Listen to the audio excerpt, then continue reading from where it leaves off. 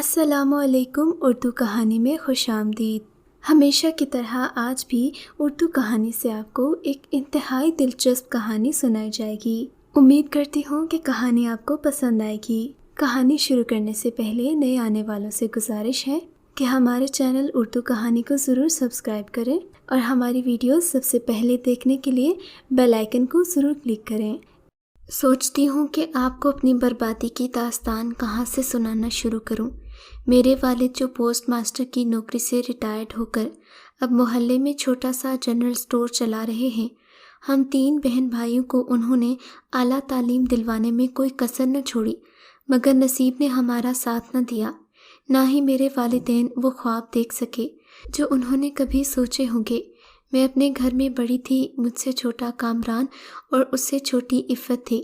والدہ صاحبہ چونکہ تعلیم کے زیور سے محروم تھیں، والد صاحب اس پوزیشن میں نہیں تھے کہ ہمارے لیے ٹیوشن کا انتظام کرتے۔ ہمارا تعلیمی معیار بس برائے نام ہی تھا۔ ہم بہن بھائی خود ہی اپنی کوشش سے پڑھائی میں مصروف رہتے یا پھر والد ہمیں تھوڑا بہت وقت نکال کر پڑھا دیتے۔ کامران تو مشکل سے میٹرک کر سکا، جسے ابو نے بڑی بھاگ دوڑ کر ایک پوسٹ مین کی نوکری دلوائی، مگر میرا پڑھائی میں دل نہیں لگتا تھا۔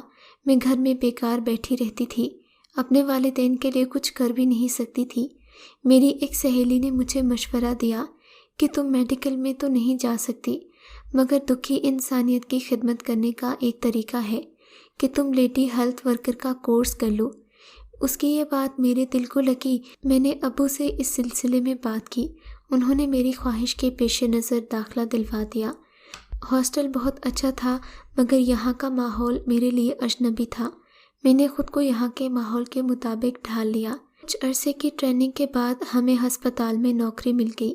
لیبر روم میں میری ڈیوٹی لگے تیسرا روز تھا جب حسب سابق ڈاکٹر طاہر لیبر روم میں چھٹے کیس کو نپٹانے میں مصروف تھے۔ وہ میری طرف متوجہ ہوئے اور بولے، سسٹر آپ پریشان تو نہیں ہیں؟ میں کوئی جواب دیے بنا سامان درست کرنے لگی۔ مجھے کام کرتا دیکھ کر وہ پھر مخاطب ہوئے، مگر میں نے کوئی جواب نہ دیا۔ ڈاکٹر طاہر بھی یہاں اسٹوڈنٹ تھے، ان کی بھی ڈیوٹی کچھ روز قبل ہی لیبر روم میں لگی تھی۔ کچھ دن سے میں محسوس کر رہی تھی کہ ڈاکٹر طاہر مجھ سے ضرورت سے زیادہ فری ہونے کی کوشش کرتے ہیں۔ مجھے اپنے غریب ماں باپ کی عزت کا بھرپور احساس تھا، اس لیے میں نے کبھی بھی ان کی بے باک باتوں کے جواب میں کوئی جواب نہیں دیا، صرف خاموشی اختیار کیے رہتی کہ ڈاکٹر طاہر خود بخود اپنی سوچ بدل لیں گے۔ میں ڈیوٹی سے آف کر کے نیچے لان میں آ کر کھڑی ہوئی تاکہ اسکول کی گاڑی میں واپس جا سکوں۔ ابھی گاڑی نہیں پہنچی تھی، دوسری لڑکیاں بھی اکا دکا نیچے آ رہی تھیں۔ اتنے میں میرے قریب ڈاکٹر طاہر آ کر رکے۔ پہلی بار انہوں نے میرا نام لے کر مجھے مخاطب کیا، مس آسمہ آپ یہاں ہیں؟ میں آپ کو وارڈ میں تلاش کر رہا تھا۔ کیوں تلاش کر رہے تھے؟ میں نے تعجب سے پوچھا۔ وہ اس لیے کہ میں آپ کو چائے پلانا چاہتا ہوں، انہوں نے بڑے عاشقانہ انداز میں کہا۔ میں بھی انکار نہ کر سکی، کیا جواب دیتی؟ مسلسل اصرار کر رہے تھے سو مجھے آنا ہی پڑا، اور پھر یہ کہہ کر انہوں نے مجھے مجبور کر دیا کہ آج ان کا پہلا آپریشن ہے، سو اسی خوشی میں وہ چائے پلانا چاہتے ہیں۔ خیر، ڈاکٹر طاہر کے ساتھ چائے تو پرتکلف تھی، مگر ان کی باتیں تکلف کی حد عبور کرتی جا رہی تھیں۔ آہستہ آہستہ انہوں نے مجھے اپنے بارے میں سوچنے پر مجبور کر دیا۔ میرے اندر بھی ایک خواہش نے سر اٹھانا شروع کر دیا۔ دل ہی دل میں انہیں چاہنے لگی۔ جب مجھے وہ نظر نہ آتے تو میں انہیں تلاش کرنا شروع کر دیتی۔ 6 ماہ کے طویل عرصے میں ڈاکٹر طاہر کے اصرار پر میں نے ایک چھٹی اپنی ڈائری میں پرمٹ کروائی۔ ہم دونوں تمام دن پارکوں اور مشہور مقامات پر گھومتے رہے، ہوٹل میں کھانا کھایا اور پکچر ہاؤس میں فلم بھی دیکھی۔ ہاسٹل واپس آ کر میں سارا دن ان کے بارے میں سوچتی رہی، ان کی باتیں مجھے متاثر کرتی تھیں۔ میں اکثر اب ان کے ہمراہ آنے جانے لگی۔ ایک روز میں ڈاکٹر طاہر کے ہمراہ جذبات کی روح میں بہہ کر بہت دور چلی گئی، اور پھر محبت کے سمندر میں ڈوب کر اپنے آپ سے اور خاندان کی عزت سے بیگانہ ہو گئی۔ آہستہ آہستہ ڈاکٹر طاہر کا رویہ یکدم تبدیل ہونے لگا۔ وہ مجھ سے بات کرتے وقت اچانک چونک جاتے یا پھر کوئی نہ کوئی بہانہ بنا کر اٹھ جاتے، کہتے کہ میں وارڈ میں جا رہا ہوں، ابھی آیا ہوں۔ وہ وارڈ کا کہہ کر نرسوں کے کمرے میں جا بیٹھتے۔ اس کا یہ انداز محسوس کر کے میں تڑپ اٹھتی۔ حالانکہ مجھ میں بکھر کر دوبارہ سنبھل کر چلنے کا عزم پکا ہو چکا تھا۔ میں نے اپنی زندگی کا دھارا تلخ ایام سے منسوب کرتے ہوئے اس حادثے کو اپنی لغزش سمجھ کر خود کو اس کا سزاوار تصور کر لیا، مگر میرے اندر ابھی بھی ان کی محبت موجود تھی۔ ایک روز میں وارڈ میں ڈیوٹی سے فارغ ہو کر آفس کی طرف آ رہی تھی کہ ڈاکٹر طاہر مجھے ایک نرس کے ساتھ آتا دکھائی دیا۔ میرے اندر نہ جانے کون سی حس نمودار ہوئی، میں آپے سے باہر ہو گئی۔ ڈاکٹر طاہر جب میرے قریب سے اس نرس کے ساتھ گزرے تو میں نے ہاتھ فضا میں بلند کیا اور زوردار چپیڑ اس کے منہ پر ماری۔ وہ اس اچانک حملے کے لیے تیار نہ تھی۔ ڈاکٹر طاہر حیرانگی سے میری طرف دیکھ رہا تھا۔ میرے منہ سے زہریلا فقرہ نکلا، مکار انسان، اور کس کس کو برباد کرو گے؟ یہ کہتی ہوئی میں بھاگ کر اپنے آفس میں آ بیٹھی، جبکہ روبینہ مجھے خونخوار نگاہوں سے دیکھ رہی تھی۔ میرے آنسو تھے کہ تھمنے کا نام نہیں لیتے تھے۔ میری روم میٹ ماریا نے آ کر مجھے سمجھایا۔ اس کے سمجھانے پر میں مشکل سے سنبھلی، اس کے ہمراہ واپس جانے کی تیاری کرنے لگی۔ مڈ وائف کا کورس کرنے کے بعد میری ڈیوٹی نرسنگ اسکول ڈسپنسری میں لگ گئی۔ اب میرے ذہن میں صرف ایک تصور تھا کہ میں انسانیت کی خدمت کروں گی۔ مردوں کی فطرت کے بارے میں نے جو کچھ دوسروں سے سنا تھا اس کا مشاہدہ تو کر بیٹھی تھی، اس لیے ہر کام میں کیڑے نکالنا میں نے اپنی عادت میں شامل کر لیا۔ یہ سب کچھ میں اپنے پروفیشنل کام میں یکسوئی بڑھانے کے لیے کرتی تھی۔ میری اس بات سے سینئرز تو خوش تھے، مگر میرے ساتھ والے کولیگز کافی نالاں رہتے تھے اور گھر والے بھی بیزار۔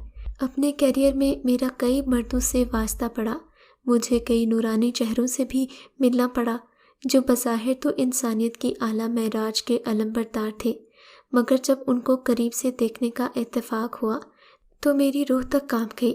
انہی میں ایک صاحب رضوان دورانی بھی تھے جو اکثر ہمارے گھر آتے۔ ان کی جان پہچان میرے والد سے بھی تھی اور ہیلتھ ورکر ہونے کی حیثیت سے میں بھی انہیں جانتی تھی۔ اب وہ مجھے اکثر بیرون ملک جانے کے خواب دکھاتے۔ ان کے مطابق بیرون ملک رہ کر پیسے کمانا آسان بھی تھا اور آمدن بھی زیادہ تھی۔ میں ان کی آنکھوں میں بھوک اور منہ سے ٹپکتی رال دیکھ کر دل میں ہنس دیتی۔ وہ اس آس میں مبتلا تھے کہ میرے والدین ملک سے باہر مجھے نوکری کے لیے بھجوا دیں۔ میرے تمام اخراجات وہ خود برداشت کرنے کی بات کرتے۔ میں حیران تھی کہ ابھی تک ان کی طرف سے کوئی بھی ایسی دل نوازی پیش نہیں ہوئی تھی جو ان کی آنکھوں میں بے حیا آنکھوں اور مکروہ مسکراہٹ کا حتمی ثبوت فراہم کرتی۔ بالآخر میرے والدین ان کا احسان قبول کرنے پر تیار ہو گئے۔ میں بھی باہر جانے کی حامی بھر چکی تھی، اور کرتی بھی کیا، گھر کے حالات سے تنگ آ کر میں نے یہ فیصلہ کیا تھا۔ انہی دنوں مجھے محکمہ صحت کی طرف سے کال موصول ہوئی جو ایک نواحی بنیادی مرکز صحت میں کام کرنے کے سلسلے میں تھی۔ والد صاحب سے اجازت لے کر میں وہاں چلی گئی۔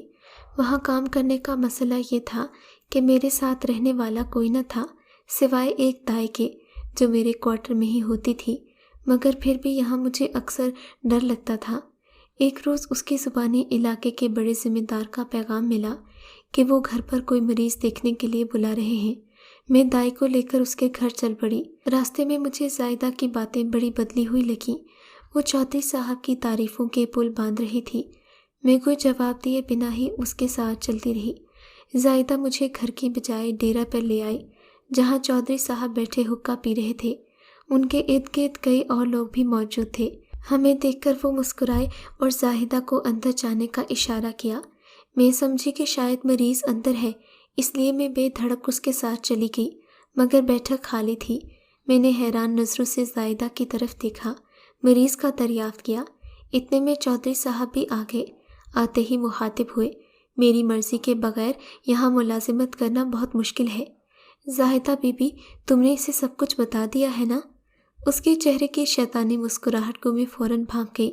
اس سے پہلے کہ وہ کچھ کہتا، میں نے تیزی سے دروازے کو دھکا دیا اور باہر نکل آئی۔ گرتی پڑتی اپنے کوارٹر میں آ گئی۔ آنسو تھے کہ تھمنے کا نام نہیں لے رہے تھے۔ یہ بات میں نے ڈسپنسری انچارج کو بتائی۔ وہ یوں خاموش ہو گیا جیسے یہ کوئی بات ہی نہ ہو۔ 2 روز کے بعد میرے تبادلے کے آرڈرز آ گئے۔ تبادلہ ایسی جگہ تھا جہاں ضلع کی حد ختم ہو جاتی تھی۔ میں خاموشی سے سفر کی تیاری میں لگی ہوئی تھی۔ اس سینٹر میں صرف ایک چوکیدار تھا، مگر یہاں مریض نام کی کوئی چیز نہ تھی۔ چوکیدار کی زبانی معلوم ہوا کہ نائب قاصد اور ڈسپنسر ہفتے میں ایک بار آ کر حاضری لگا جاتے ہیں۔ میں نے یہاں دل جمی سے کام کیا اور اس سینٹر کی صفائی بھی خود کی۔ یہاں جو دوائیں پڑی تھیں میں ان سے کام چلا لیتی۔ یہاں ہر گھر کی یہی شکایت تھی کہ ہسپتال کا عمرہ برائے نام ہے، ایک چوکیدار ہی یہاں رہتا ہے، اب ڈاکٹر کا انتظار کون کرے۔ کچھ عرصہ یہاں بھی رہی، پھر میرا تبادلہ ایک اور جگہ ہو گیا۔ یہیں سے میری بد نصیبی کا آغاز ہوا۔ اس ہسپتال کے اندر میرا کمرہ تھا، یہاں پر 3 ان ٹرینڈ اور ایک ٹرینڈ دائی میرے پاس تھی۔ یہ ڈیوٹی مجھے قدرے بہتر لگی، اب تو میں ارد گرد کے ماحول سے بھی خاصی باخبر ہو گئی تھی۔ یہاں ہمارے پاس پاکیزہ نامی ایک مریضہ بھی آتی تھی جس کا شوہر رکشہ ڈرائیور تھا۔